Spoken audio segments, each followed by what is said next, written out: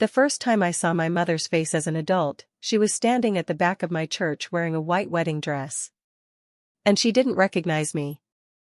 I stood at the altar, my hands frozen around the Bible. For a moment, I forgot how to breathe. 28 years earlier, she had left me on the stone steps of St. Matthew's Church with nothing but a blanket, a silver cross, and a handwritten note.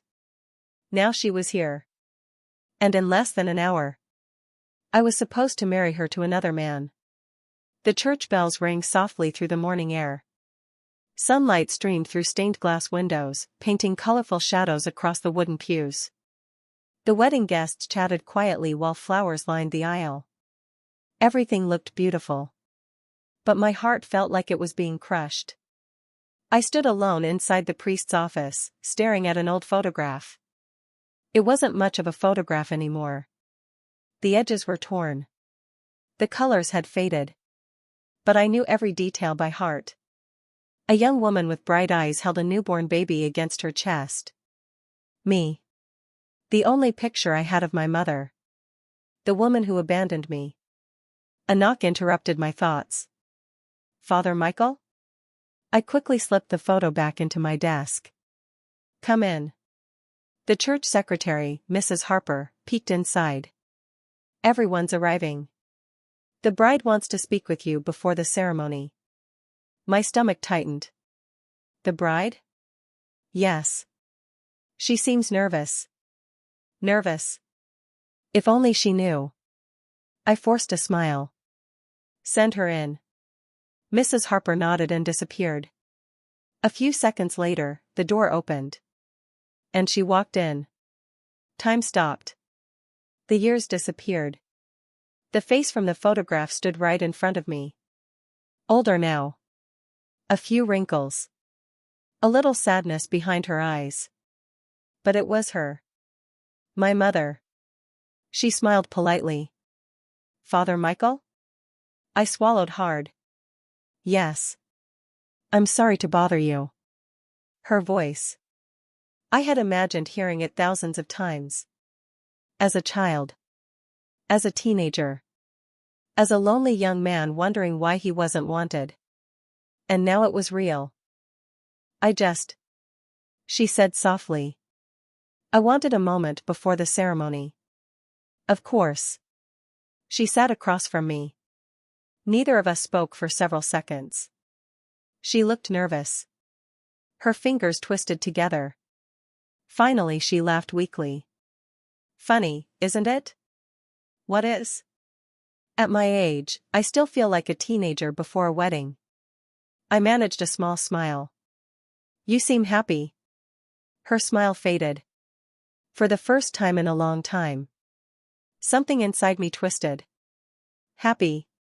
While I had spent decades wondering why she left. Wondering if I was unlovable. Wondering if she ever thought about me. Then she looked directly at me. And asked a question that shattered me. Father, can I ask you something personal? I nodded. Do you think people deserve forgiveness? The room suddenly felt smaller. My throat tightened. Why do you ask? Tears appeared in her eyes. Because I made a terrible mistake many years ago. My pulse hammered. She continued. I hurt someone who never deserved it. I couldn't move. Couldn't speak. She stared down at her hands. I've carried that guilt my entire life. For one dangerous second, I almost told her.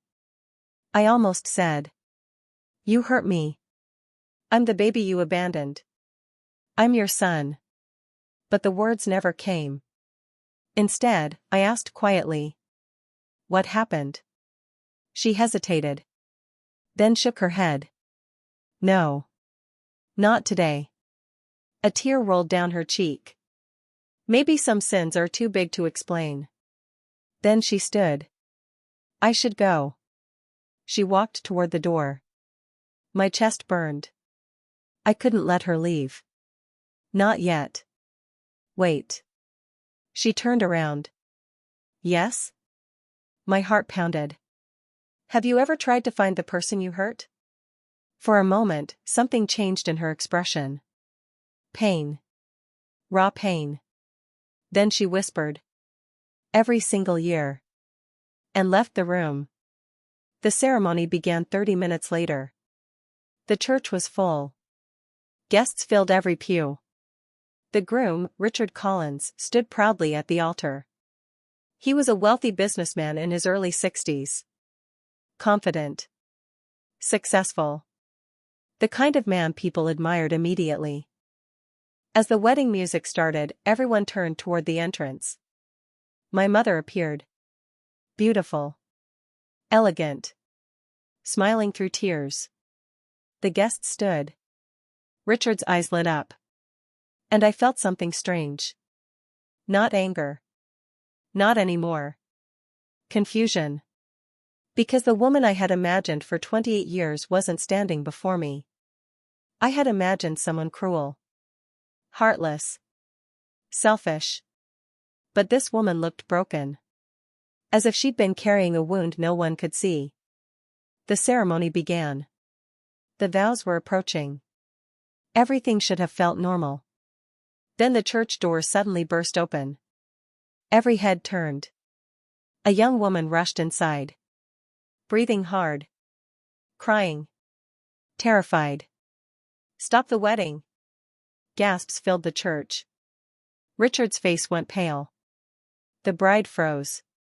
The woman pointed directly at the groom. And screamed. "Tell them who you really are." Silence exploded across the church. Richard looked like he'd seen a ghost. And in that moment, I realized this wedding was hiding far more secrets than my mother's. The church fell completely silent. No one moved. No one even seemed to breathe. The young woman stood near the entrance, tears streaming down her face. Her hands trembled as she pointed at Richard Collins. The groom. The man standing beside my mother. The man who suddenly looked terrified. "Tell them," she shouted. "Tell them what you did." Whispers spread through the guests. Richard's jaw tightened. "I don't know this woman." The young woman laughed bitterly.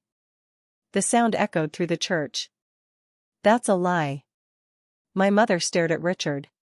Confused. Afraid. "Richard?"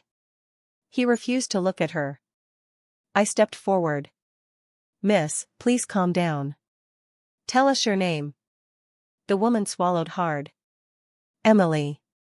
Her voice cracked. "Emily Carter." Something about her expression caught my attention. She wasn't here for revenge. She was here because she was desperate. Because she was hurt. Because she'd run out of options. Richard suddenly raised his voice. "Father Michael, remove her immediately." Emily turned toward the guests. "He promised to help my family."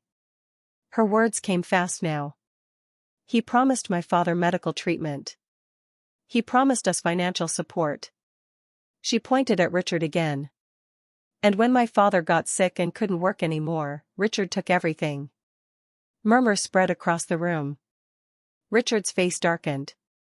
"Enough." "No." Emily's voice echoed through the church. "You used him."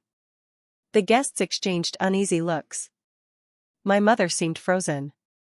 As though she no longer knew the man she was about to marry. Richard took a step forward. "You're emotional. That's all." Emily reached into her purse. Then she pulled out a folder. A thick folder. Filled with documents. The moment Richard saw it, his face lost all color. And that terrified me. Because guilty people recognize evidence. An hour later, the wedding guests had become witnesses. The ceremony was suspended. The church hall buzzed with tension. Richard sat alone at one end of the room. Emily sat at the other. My mother sat between them, looking completely shattered. I reviewed the documents Emily had brought. Property transfers. Contracts. Bank records. Everything pointed toward one thing. Richard had manipulated her elderly father into signing over valuable land. Land worth millions. Emily wiped her eyes. He trusted him. My mother looked sick. You never told me any of this. Richard remained silent. That silence said more than any confession. Then Emily said something unexpected. Something that changed everything. He isn't the reason I came. Everyone looked at her. What do you mean? I asked. She stared directly at my mother. I came because of you. My mother's eyes widened. Me? Emily nodded. Then she reached into her purse again. This time she removed an old photograph. The second my mother saw it, she nearly collapsed. The photo slipped from Emily's fingers onto the table. I picked it up. And my heart stopped. It was another copy of the photograph I kept hidden in my desk. The same woman. The same baby. The same moment. My mother began trembling. Where did you get that? Emily looked confused. My father had it. The room suddenly felt smaller. Hotter. Dangerous. My pulse thundered in my ears. What father? My mother whispered. Emily hesitated. Then spoke slowly. My father's name was Daniel Carter. The reaction was immediate. My mother burst into tears. Not polite tears. Not quiet tears. The kind of tears that come from decades of buried pain. No, she whispered. No. Richard looked confused. The guests looked confused. But somehow, I knew we had just uncovered something much bigger than a fraudulent businessman. Much bigger than a ruined wedding. The church hall emptied while the guests were sent home. Only a few of us remained. Emily. My mother. Richard. And me. The storm outside matched the storm inside the room. Rain pounded against the stained glass windows. My mother stared at the photograph. Her hands shook uncontrollably. Finally she looked at Emily. Daniel Carter. Her voice cracked. Was the father of my baby. The room exploded into silence. I felt the blood drain from my face. Emily looked stunned. What? My mother closed her eyes. 28 years of pain seemed to pour out at once. When I was 21, I fell in love with Daniel. Emily stared at her. My father? She nodded. Tears streamed down her cheeks. We were young. Poor. Stupid. The room remained silent. No one interrupted. No one dared. Then she whispered. I became pregnant. My heart hammered. Every word felt like a knife. Because this wasn't just her story. It was mine. My family hated Daniel. They said he'd ruin my future. Emily sat frozen. My parents were wealthy. Controlling. Powerful. My mother looked toward the window. They threatened to cut me off. What happened? Emily asked softly. A sob escaped my mother's lips. They took my baby. The room froze. I stopped breathing. What? Emily whispered. My mother nodded. My father arranged everything. Tears poured down her face. I was told my baby would have a better life. I couldn't move. Couldn't think. Couldn't process what I was hearing. Because for 28 years, I believed she abandoned me. But what if that wasn't true? My mother continued. I fought them. She covered her face. I begged them. Another sob escaped. They wouldn't listen. My hands clenched into fists. Every childhood question returned at once. Every lonely birthday. Every Christmas. Every moment I wondered why I wasn't wanted. What happened to the baby? Emily asked. My mother looked directly at me. Not knowing. Not realizing. Not understanding the earthquake about to destroy her world. They left him at St. Matthew's Church. My vision blurred. The room seemed to tilt. Because that was exactly where I had been found. On the stone steps. Wrapped in a blanket. Holding a silver cross. The same cross hidden beneath my shirt right now. My mother continued crying. I searched every year. She looked broken. Destroyed. I never stopped searching. The silver cross felt heavy against my chest. Suddenly I couldn't sit there anymore. I stood so quickly that my chair crashed backward. Everyone jumped. My mother looked at me. Concerned. Father Michael? I reached beneath my collar. Slowly. Carefully. Then I pulled out the silver cross. The cross she had left with me 28 years earlier. The second she saw it, her entire body went still. And for the first time, my mother looked at me not as a priest. Not as a stranger. But as someone she recognized. Someone she had lost. Someone she had been searching for her entire life. And then she whispered 3 words that changed everything. My little boy. The silver cross slipped from my fingers and rested against my chest. No one spoke. No one moved. The rain battered the church windows as if the sky itself was holding its breath. My mother stared at me. Her eyes widened. Then filled with tears. My little boy. The words barely escaped her lips. For 28 years, I had imagined this moment. I had imagined screaming. Accusing her. Demanding answers. Asking why she left me. But standing there now, looking at the woman who had spent nearly 3 decades searching for me. I felt none of those things. Only pain. And relief. And confusion. My mother slowly stood. Her entire body shook. Michael? I nodded. Neither of us could stop crying. The room disappeared. The years disappeared. The loneliness. The anger. The questions. All of it collapsed into one moment. One impossible moment. Then she rushed forward. And wrapped her arms around me. For a second, I froze. Because no memory existed for this. I had never been hugged by my mother. Never heard her voice comforting me. Never known what it felt like to belong to someone. Then my arms slowly wrapped around her. And we both broke. The kind of crying that comes from decades of heartbreak. The kind that empties your soul. I thought you didn't want me, I whispered. She pulled back instantly. Horror filled her face. No. The word came out like a scream. No, Michael. She cupped my face. I loved you before you were born. Tears poured down her cheeks. I loved you every day after. She looked completely shattered.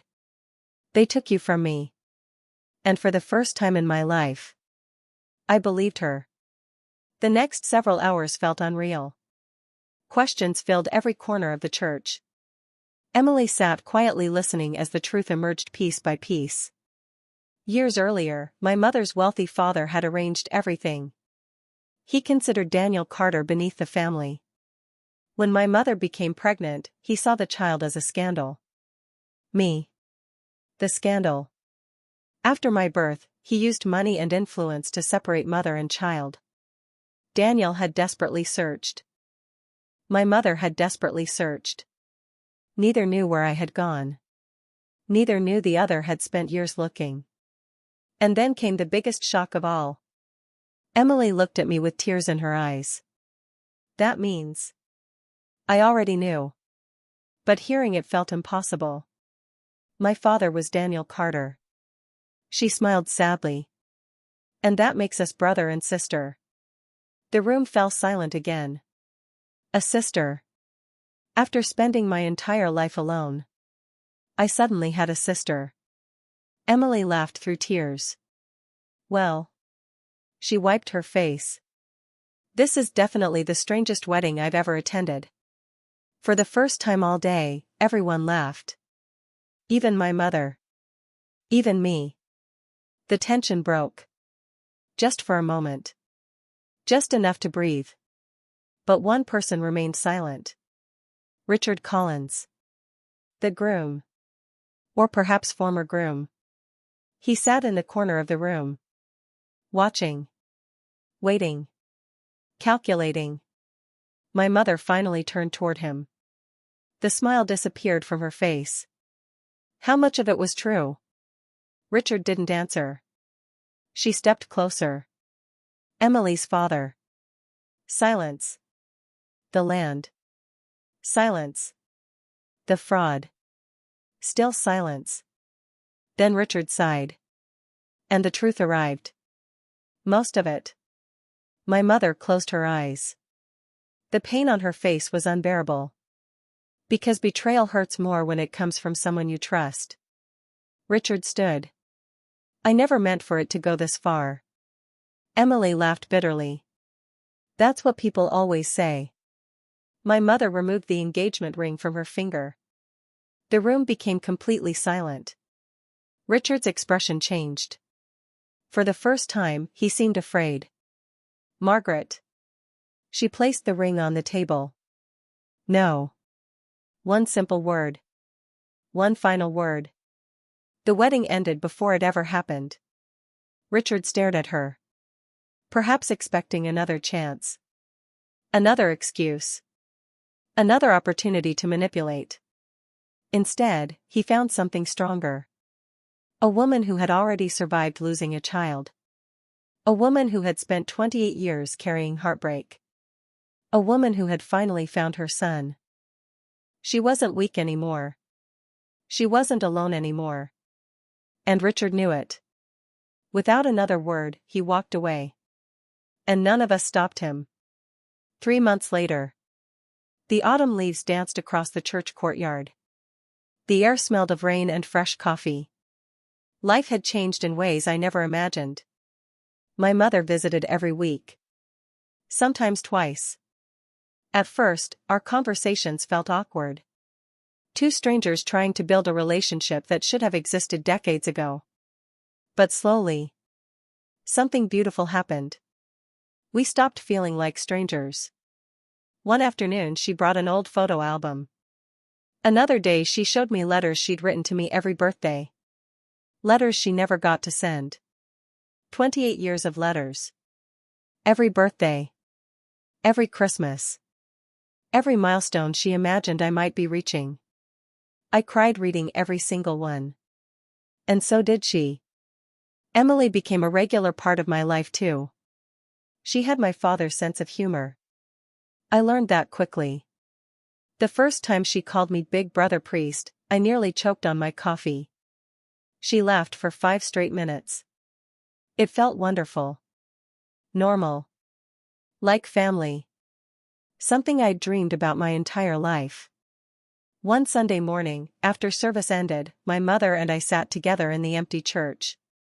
Sunlight streamed through the stained glass windows. The same windows that had watched my entire life unfold. The same church where I had been abandoned. The same church where I had been raised. The same church where I had unknowingly reunited with my mother. My mother looked around quietly. Then she smiled.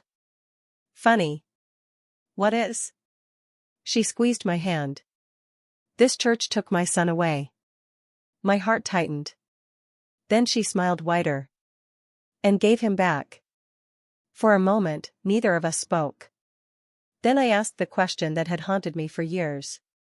The last question. The hardest question. Do you ever wish things had happened differently? Tears filled her eyes. Every day. I nodded. That answer didn't surprise me. Then she surprised me anyway. But if life had been different. She looked around the sanctuary. You wouldn't have become the man sitting beside me. My throat tightened. She smiled. You became kind. Her voice trembled. You chose forgiveness. She squeezed my hand. You became someone I'm proud to call my son. I looked toward the altar. The place where everything changed. The place where my greatest pain collided with my greatest blessing. For years I believed my story began with abandonment. I was wrong. My story began with love. A love buried beneath lies. A love hidden by fear. A love that refused to die even after 28 years. And somehow, against impossible odds, that love found its way home. The church bells began ringing in the distance. Their sound drifted through the air. Warm. Hopeful. Beautiful. My mother leaned her head against my shoulder. And for the first time in my life, I finally knew what it felt like to be someone's child.